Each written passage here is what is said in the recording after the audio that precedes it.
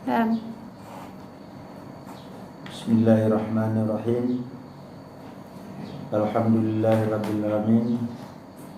Wal aqibatul muttaqin. Asyhadu an la ilaha illallah wa la syarikalah. Wa asyhadu anna Muhammadan abduhu wa rasuluhu allazi la nabiyya ba'da. Amma ba'd. Qala Allah Ta'ala fil Qur'anil Karim. A'udzu billahi minasyaitonir rajim. Ayyaman ma'dudat. Faman kana minkum maridan aw ala safarin fa iddah min ayyamin ukhra. Wa 'alal ladzina yutiqunahu fidyatun ta'amu miskin. Faman tatawwa khairan fahuwa khairul lah wa antasumu khairul lakum in kuntum ta'lamun. Al-Baqarah ayat 184.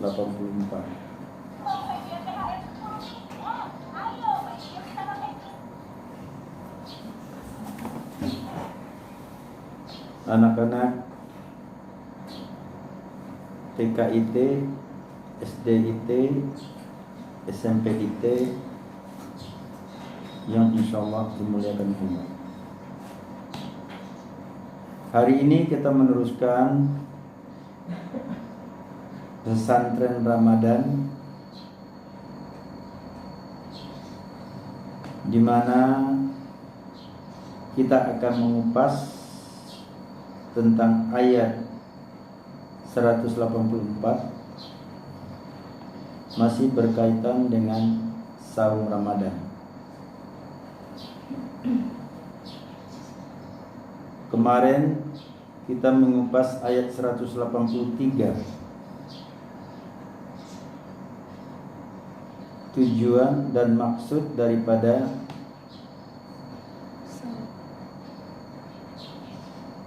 perintah Allah untuk melaksanakan saum Ramadan. Dan sekarang kita ingin tahu kapan saum Ramadan itu, yaitu ayyaman ma'dudat, yaitu dalam beberapa hari yang tertentu.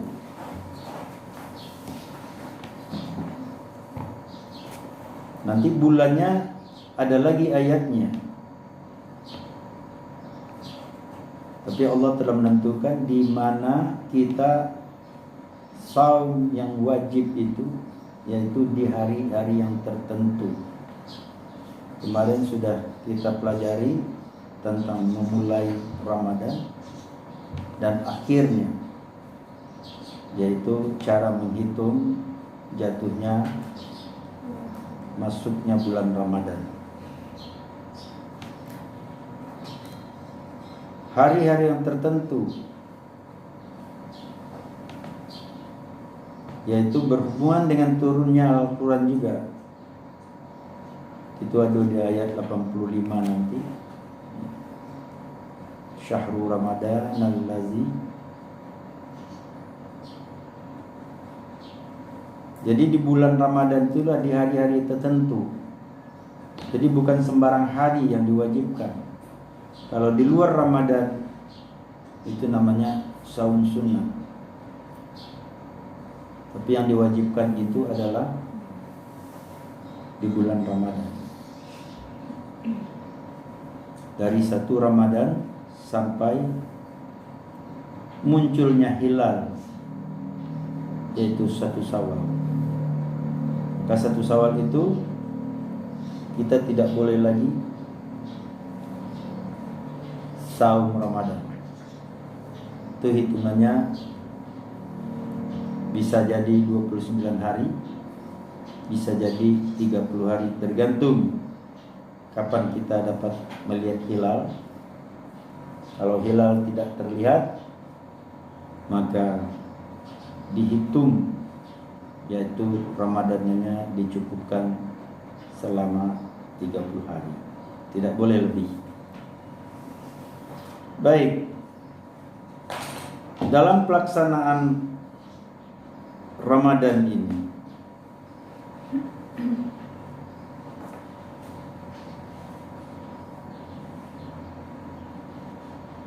ada suatu keringanan-keringanan yang diberikan Allah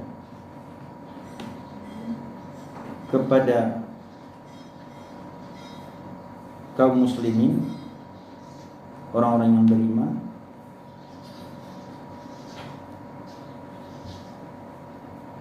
termaktub dalam ayat 184 ini, faman kana minkum maridan, marid sakit, maka jika di antara kalian ada yang sakit, bukan sakit main-main ya, benar-benar sakit ya, yang dimana dia itu tidak kuat untuk melaksanakan saum Ramadan, malah kalau dipaksakan juga akan menambah penyakitnya.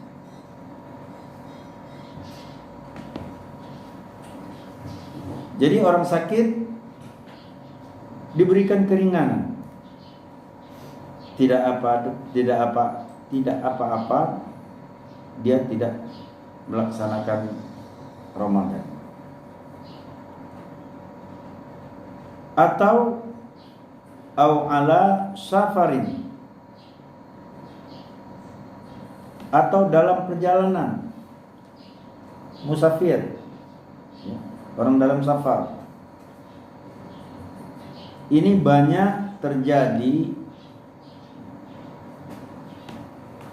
khilafiyah, batasan-batasan orang dalam perjalanan.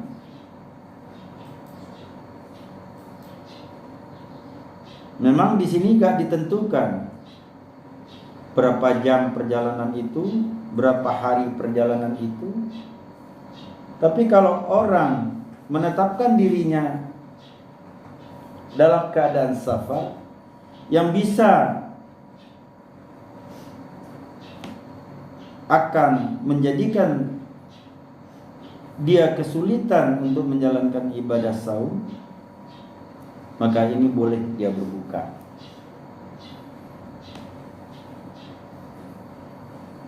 Ada pertanyaan, bagaimana kalau kita ke Jakarta naik pesawat hanya 1 jam, boleh nggak kita berbuka? Ya boleh saja kalau itu mempersulit diri. Tapi kalau tidak, teruskan berpuasa. Waktu zaman Rasulullah itu belum ada orang naik pesawat. Kabilah-kabilah itu, persahabat itu naik onta, naik kuda, mendaki bukit, mendaki gunung, di padang pasir. Akan sulit melaksanakan puasa. Tapi Allah tidak memberi keberatan kepada hambanya, malah memberi keringanan.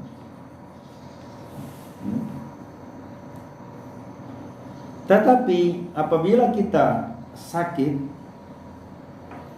dan tidak ada atau dalam perjalanan yang mana akan menambah penyakit kita, dalam perjalanan mempersulit diri kita, maka kita berbuka. Fa'iddata min ayamin ukhar. Tapi wajib baginya mengganti puasa yang ditinggalkannya itu sebanyak hari yang ditinggalkan pada hari-hari yang lain. Maksudnya pada hari-hari setelah bulan Ramadan.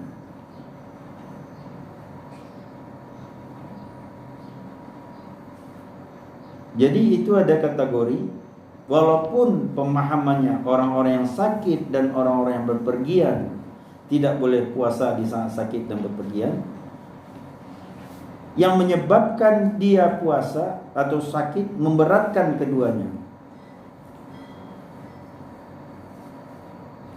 memberatkan dirinya.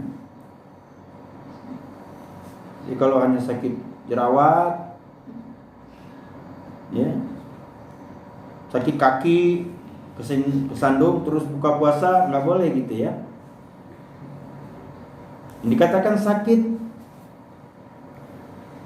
yang membuat mereka tidak dapat atau menambah penyakitnya kalau dia berpuasa. Dan juga orang-orang yang sehat lagi berada di tempat, bukan musafir, bukan sakit, tetapi berat menjalankan puasa, seperti orang tua, ya, orang tua tidak sakit, tapi dia apabila berpuasa, orang tua yang sudah renta, tidak mempunyai kekuatan lagi,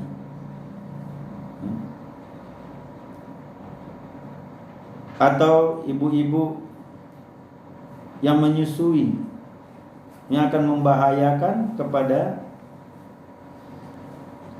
anaknya yang menyusu kalau dia berpuasa,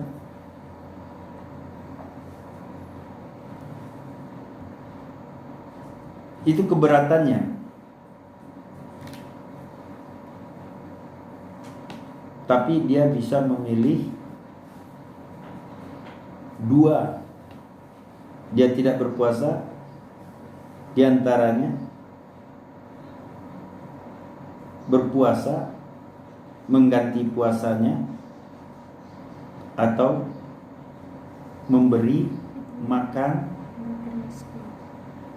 fakir miskin, ya.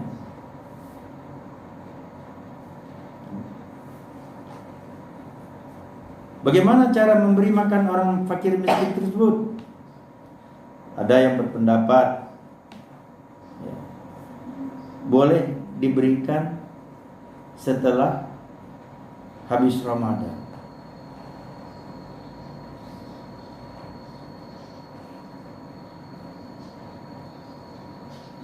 Tapi sebenarnya memberi makan fakir miskin itu ya kalau kita setiap hari makan, ya harus setiap hari mengasihnya. Di sini dikatakan, dan jika ia suka berbuka atau membatalkan puasanya, nggak bisa berpuasa, harus memberi makan seorang miskin setiap hari sesuai dengan kadar yang dia makan.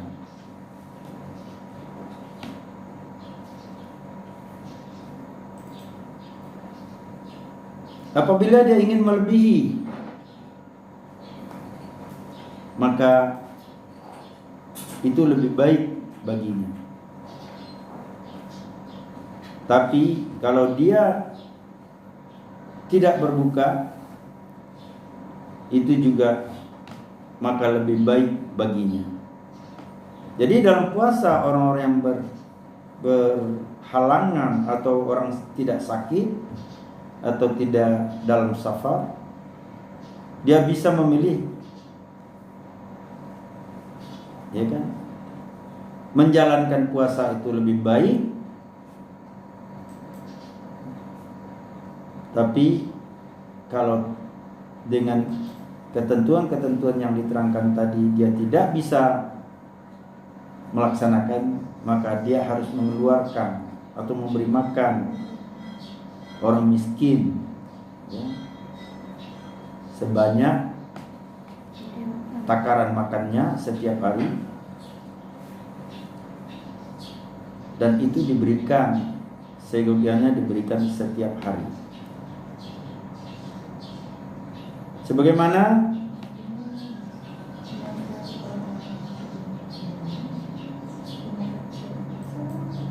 dalam Al-Quran Al-Baqarah ayat 184, wa 'alal ladzina yutiqunahu fidyatun ta'amu miskin. Ya, dan wajib bagi orang-orang yang berat menjalankannya jika mereka tidak berpuasa, yaitu membayar fidyah. Menunjukkan barang siapa yang dengan kerelaan hati, faman tatawwa'a khairan fahuwa khairul lah.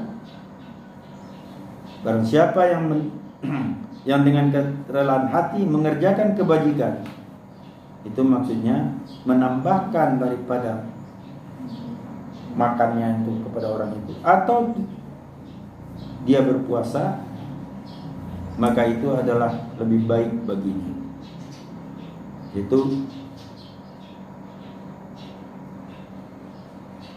wa antasumu khairul lakum in kuntum ta'lamun, dan berpuasa lebih baik bagi kalian jika kalian mengetahui.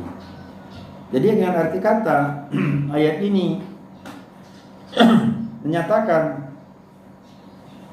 tidak memaksakan bagi orang sehat,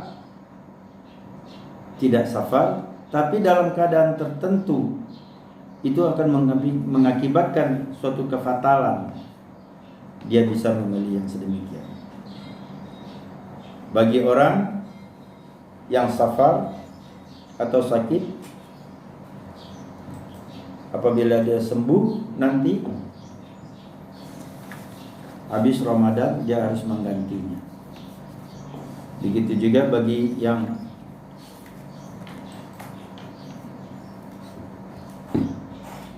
dalam safar, dia akan menggantinya setelah Ramadan, setelah dia pulang dari safar.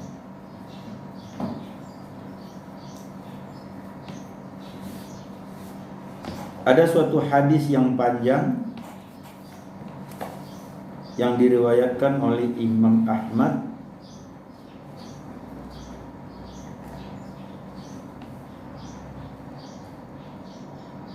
di mana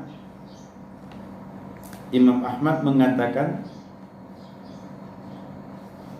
telah menceritakan kepada kami Abu Nar, telah menceritakan kepada kami Al-Mas'udi, telah menceritakan kepada kami Ibnu Murrah dari Abdurrahman Ibnu Abu Lail, dan dari Mu'az Ibnu Jabar radhiyallahu anhu,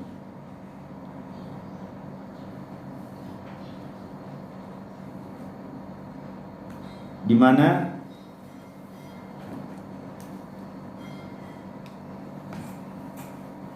tahapan-tahapan ibadah sholat ialah ketika Nabi sallallahu alaihi wasallam tiba di Madinah.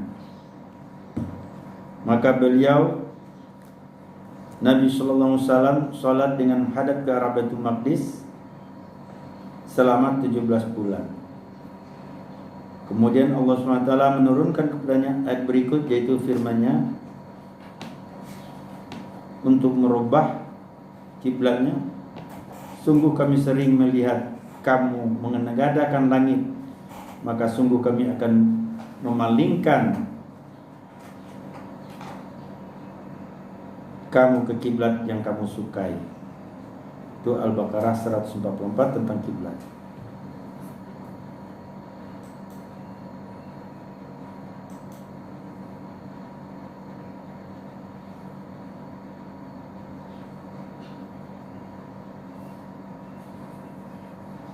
Itu tentang sholat. Kemudian dalam surat Al-Baqarah 187,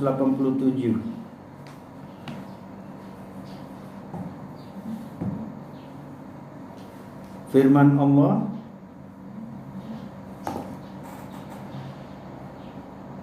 sempurnakanlah puasa itu sampai malam hari.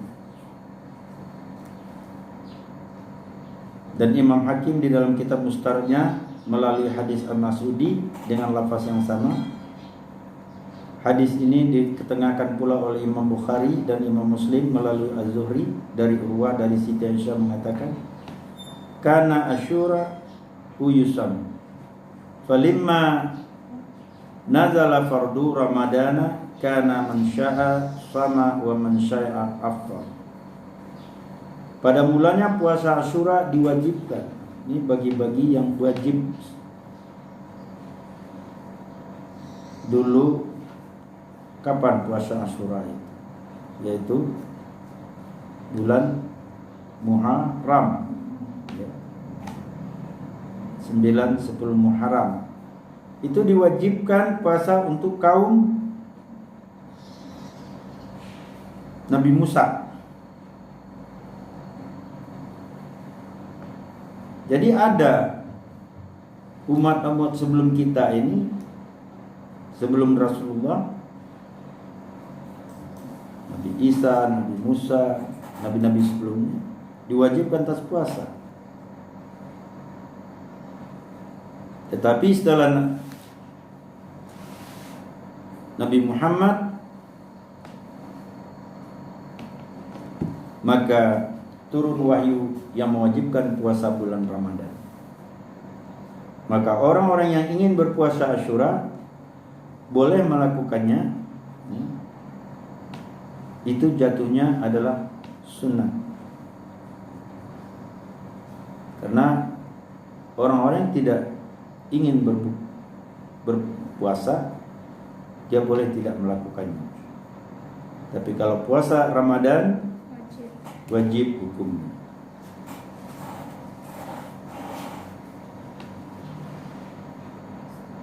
Itu dalam 184. Apabila kita melaksanakan saum Ramadan, ya, kemarin kita sudah bicarakan sempurnanya, kesempurnaan dari saum Ramadan. Kalau tidak sempurna, Allah tidak memerlukannya.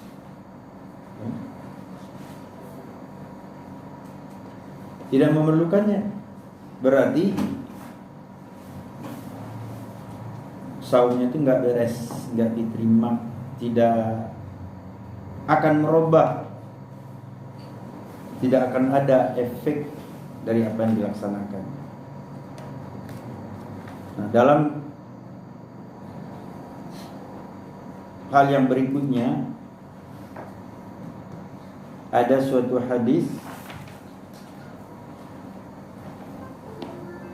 dari Sunan At-Tirmizi nomor 3545, Sahih Ibnu Hibban 908, Sahih Ibnu Khuzaimah 1888 1888 dan Musnad Ahmad nomor 7444. Ada orang yang saum tetapi celaka. Sama juga ya, ada orang sholat, fawailul musallin, maka celakalah orang yang sholat karena sholatnya enggak khusyuk, riya. Sama juga dengan saum Ramadan.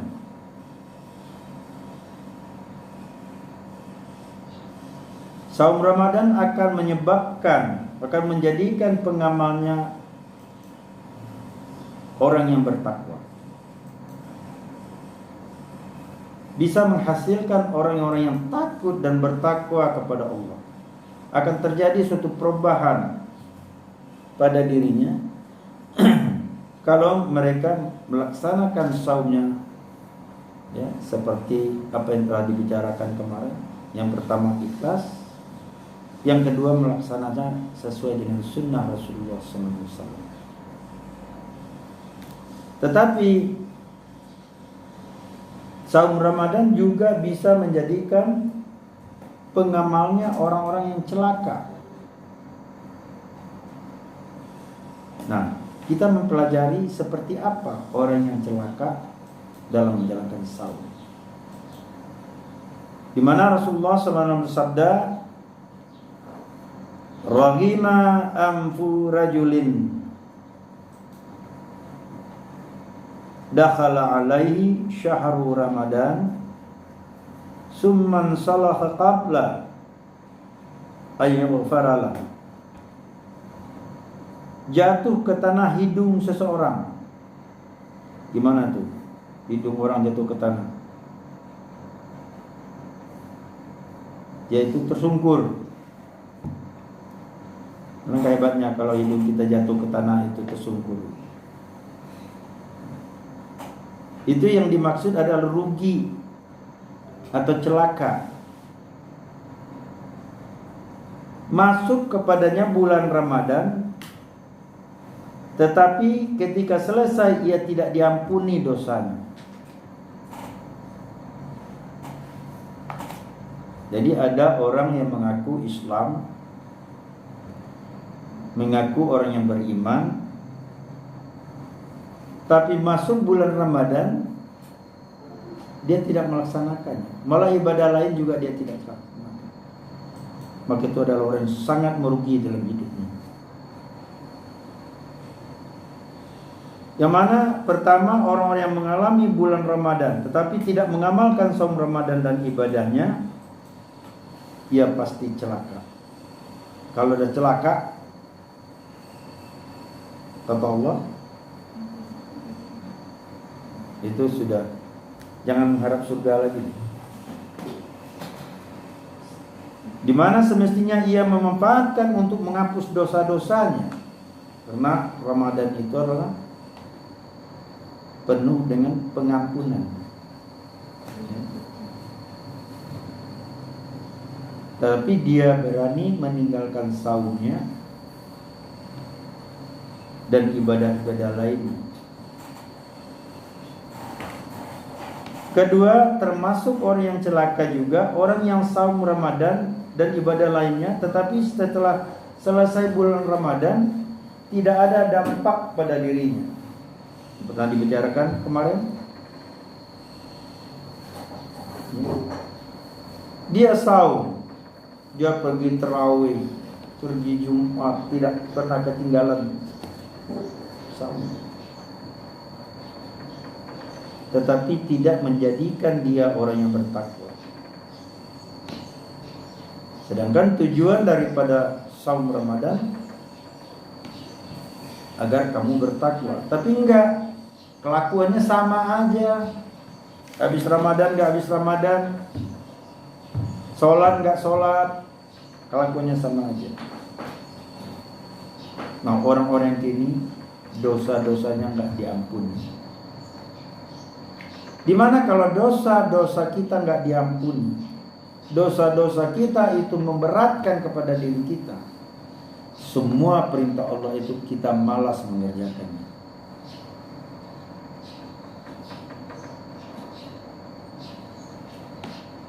Kalau sudah dosa-dosa tidak diampuni oleh Allah, makanya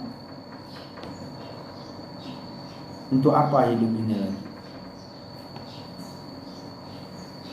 Jadi yang memberatkan orang-orang, yang memperburuk akhlak orang-orang, yang paling susah untuk mengembalikan orang itu, karena begitu banyaknya dosa-dosa yang ada pada dirinya.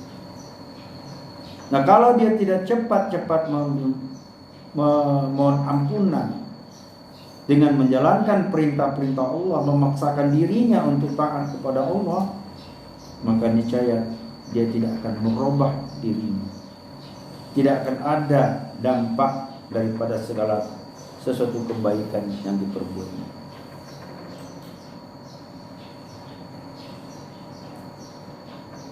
Kenapa Allah SWT menyebut dengan jelas bahwa takwa merupakan faktor utama diampuni dosa? Jadi kalau dalam Al-Quran, dalam Al-Baqarah ayat 2, untuk orang bertakwa itu sudah ada hidayahnya, sudah ada petunjuknya. Zalikal kitabu la raiba fi hudal lil muttaqin. Ini adalah kitab yang tidak ada keraguan padanya bagi orang-orang yang mau bertakwa. Dalam Al-Quran itulah perintah sholat, perintah saum, perintah zakat, perintah haji. Untuk kegunaannya apa? Agar bertakwa. Kemarin sudah jelaskan apa sih takwa. Takwa itu banyak orang mengartikan, tapi pada prinsipnya takwa itu bagian daripada kalimat tawakal, berserah diri, takut pada Allah. Jadi kalau dia tidak melaksanakan sedikit saja perintah Allah, maka dia itu merasa takut. Dalam surat Al-Anfal ayat 29, Allah berfirman, Ya ayyuhallazina amanu in tattaqullah yaj'al lakum furqanan wa yukaffir ankum sayyiatikum wa yaghfir lakum wallahu dzul fadlil azim. Lagi-lagi Allah memanggil, hai orang-orang yang beriman, jika kamu bertakwa kepada Allah, niscaya Dia akan memberikan kepadamu furqan, petunjuk, bimbingan,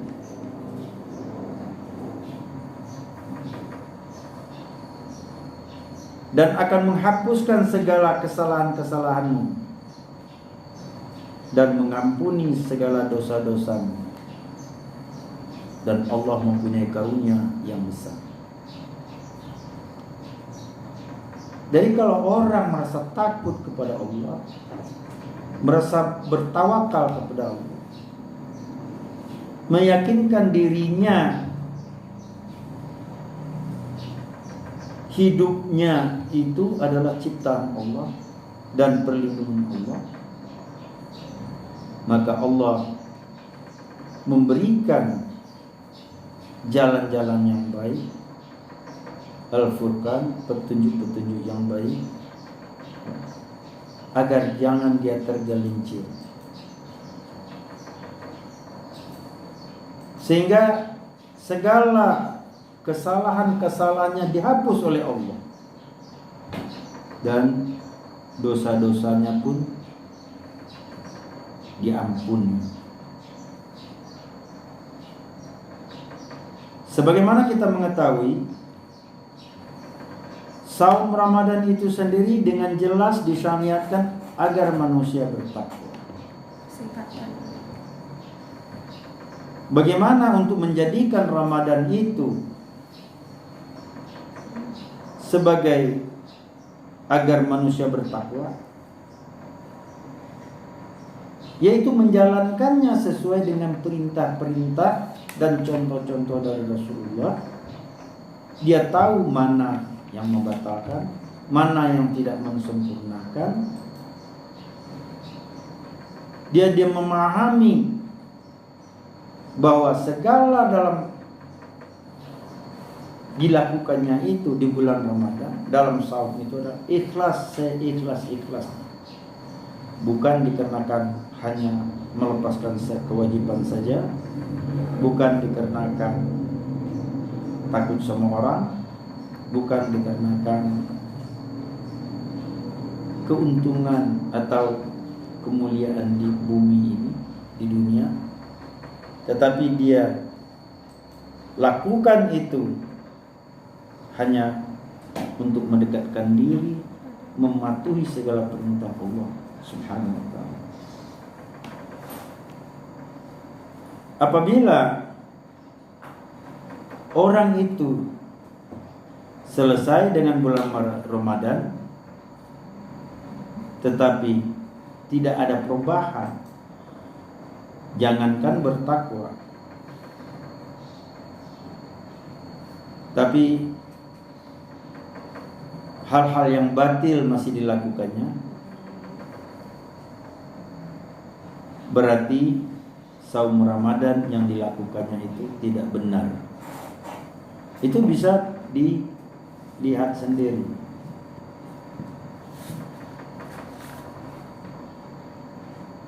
Nah, itulah yang disebutkan dalam hadis yang pertama tadi. Celaka, ya, karena nggak ada orang dosa yang nggak diampuni bulan Ramadan, apa segala itu. Gimana akan merubah dia bertakwa? Sedangkan tujuan saum itu adalah untuk bertakwa.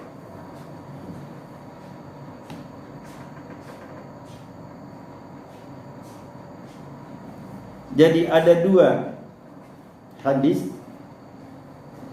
berikutnya. Jika kita merujuk pada hadis-hadis seputar Ramadan yang ada kaitannya dengan pengampunan dosa, yaitu man shoma ramadana imanan wa ihtisaban ghufira lahu ma taqaddama min dzambi. Siapa yang saum Ramadan karena iman dan harap ridha Allah, niscaya diampuni dosanya yang telah lalu. Lihat dari Sahih Al-Bukhari, Kitab Al-Iman, dalam bab saum Ramadan. Juga dalam Sahih Muslim, Kitab Salat Al-Musafirin, bab At-Targhib fi qiyam Ramadan wa huwa At-Tarawih 18-17. Nomor 18-17. Yang kedua, man qama ramadana imanan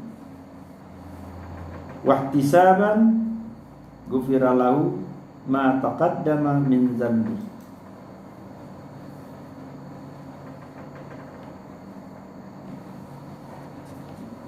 Siapa yang qiyam, jadi bukan man qama Ramadan tadi, man qama qiyamul Ramadan, ya, man qama Ramadan itu kan dasar kata qiyam. Siapa yang qiyam, berdiri untuk sholat malam di bulan Ramadan karena iman dan mengharap ridha Allah, niscaya diampuni dosanya yang telah lalu. Jadi yang pertama, orang saum Ramadan karena iman dan mengharap ridha Allah semata, sudah itu melaksanakan sholat qiyam Ramadan. Apa itu qiyam Ramadan? Seperti tarawih, ya, witir. Walaupun itu sunat, ya, tapi muakkadah, maka juga akan diampuni dosanya yang telah lalu.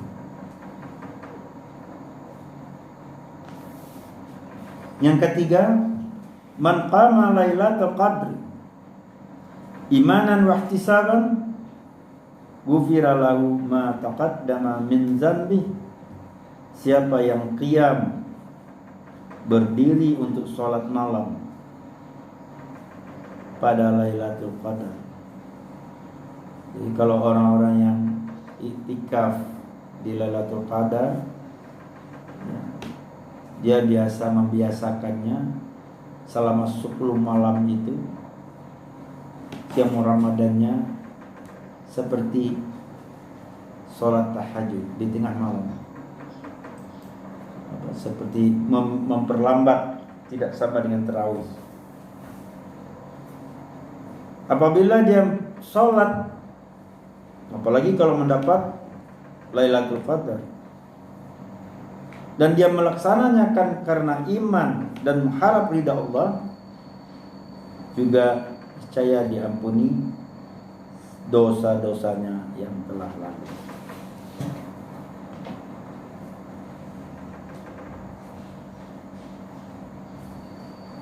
Anak-anakku, itulah yang kita lakukan dalam bulan Ramadan. 3 hadis di atas menginformasikan 3 amal yang harus diperhatikan agar saum Ramadan yang dikerjakan mendatangkan ampunan, atau dengan kata lain dapat meraih takwa. Yang pertama, saum Ramadan. Yang kedua, qiyam Ramadan. Yang ketiga, qiyamul lail di malam Lailatul Qadar.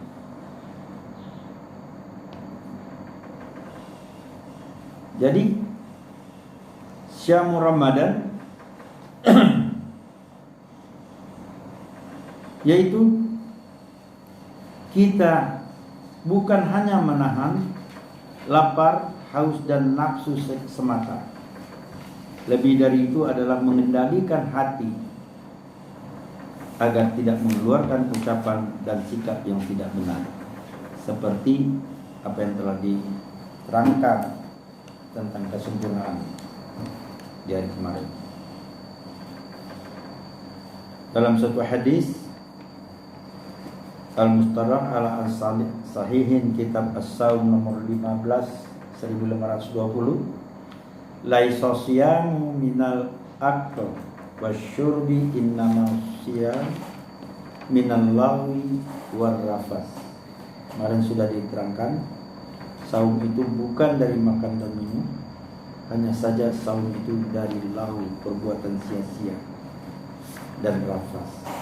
Jadi itu kita jauhi. Dalam satu hadis lain,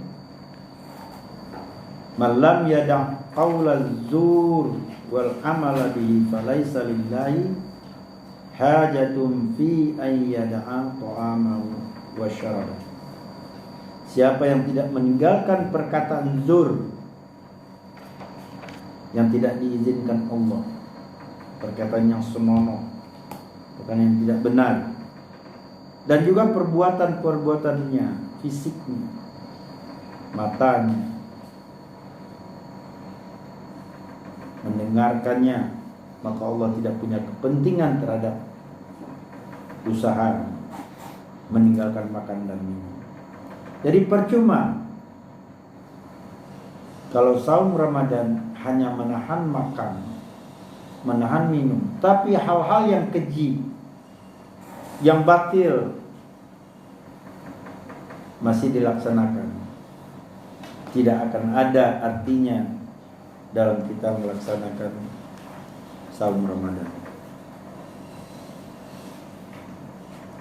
Juga diingatkan oleh Rasulullah SAW, la tahasadu wa la tanajasu wa la tabaghadu wa la tadabaru wa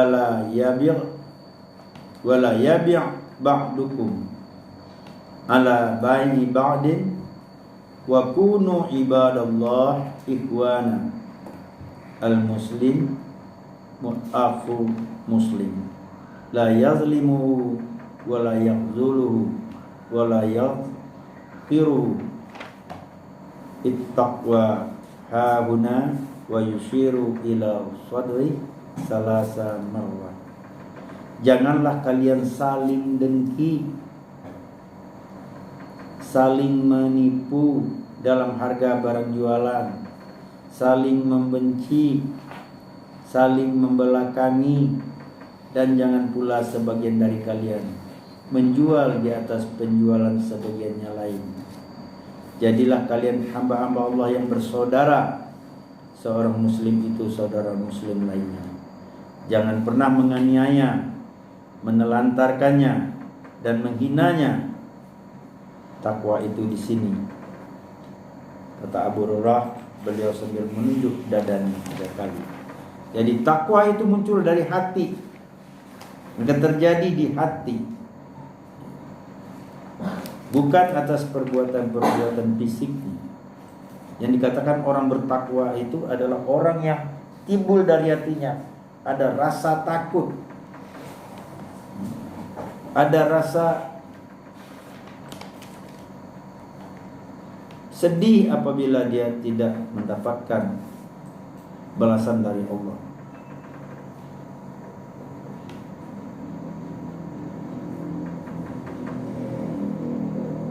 Jadi itu yang harus diperhatikan dalam kita melaksanakan saum Ramadan. Dan apabila itu telah terjadi pada diri kita, sudah bisa kita menahan diri, kita sudah berbuat baik, merubah akhlak selama 1 bulan, insya Allah akan muncul sifat jiwa yang baru dari kita. Dan itulah setiap tahun kita ada melatih, dicoba oleh Allah. Sudah sampai di mana kekuatan kita, ketakwaan kita.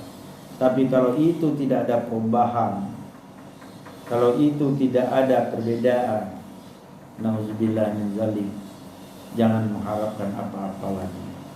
Siap-siap untuk masuk api neraka. Aqulu qouli hadza wa astaghfirullakum.